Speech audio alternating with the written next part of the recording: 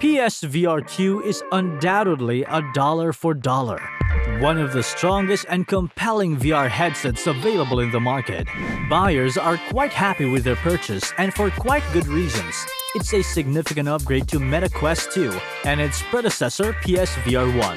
Eye tracking, amazing graphics, a huge list of games already available, and a lot more coming. Hence, it's evident that Sony is focused on gaming. And Meta? Well, it seems Meta is still confused to find out the focus area.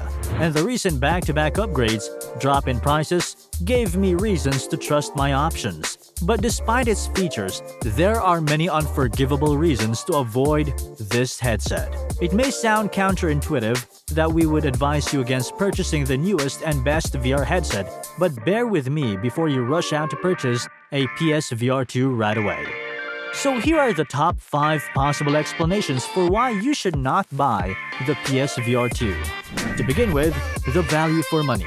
Well, you pay $549.99 in the US and £529.99 in the UK for this headset alone, and you get HDR display but with Fresnel lenses.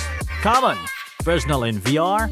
These lenses are commonly used in traffic cameras, ATM machines, and stuff like, Hence, you experience the motion blur instantly when you start playing the games. And if you move your head a bit faster, you'll kinda get lost in the scene. One may argue that it is still more cheap than some of the other options, even if it's still a sizable commitment. So, what would happen to PSVR2 in the future when we have a new Quest, Apple VR, and so many other options? Another element that adds to the overall high cost of the setup is the fact that the PSVR2 cannot function without a PS5 console. So it adds another $1,000 besides the cost for games and accessories. Whereas you can get a lot more better, cheaper, and versatile standalone headsets like Quest 2 and Pico 4. Now, backward compatibility is the second problem that needs to be addressed, because the PSVR2 does not support any form of backward compatibility. You will have to start from the beginning when it comes to assembling your game collection.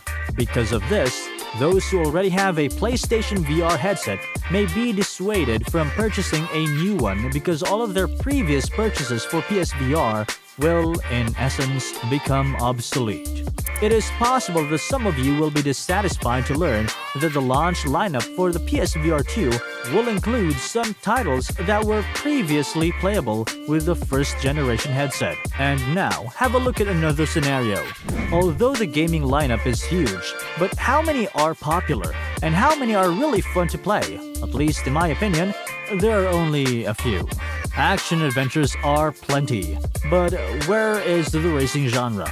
Talking about the Gran Turismo 7, well, yeah, that's great, but being a racing enthusiast, I won't buy PSVR2 just for GT7. I would want to see at least 10 more titles for us racing enthusiasts. Now, talking about the hardware. Charging stations are a big bummer for me. This is the most selling accessory for PSVR2 till now. Many Redditors reported the blown-up original charging stations, ruining their controllers. Even a third-party charging station like Collective Mind and others on Amazon are a lot cheaper and perform much better than the original one. Now, the audio solution, kinda similar story of headphones as well. Many people on different platforms report an out-function of original headphones of PSVR2. Till now, the extra headphone is the second most selling accessory for PSVR2. So the PSVR2 has been met with several significant challenges during the pre-order stage, and there are some legitimate reasons to delay purchasing it at this time as well. The PlayStation VR2 is not necessarily the best environment for everyone because of its high price point. Absence of backward compatibility, restricted exposure, poor hardware, and an overwhelming lineup of games.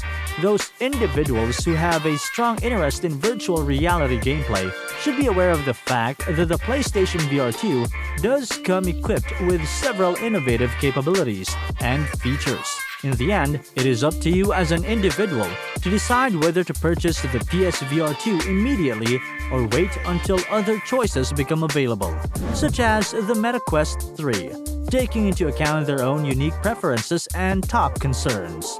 I hope that this video has provided you with some valuable insights and information about the PSVR2's pros and cons. Thank you for watching and be sure to stay tuned for more gaming news and reviews.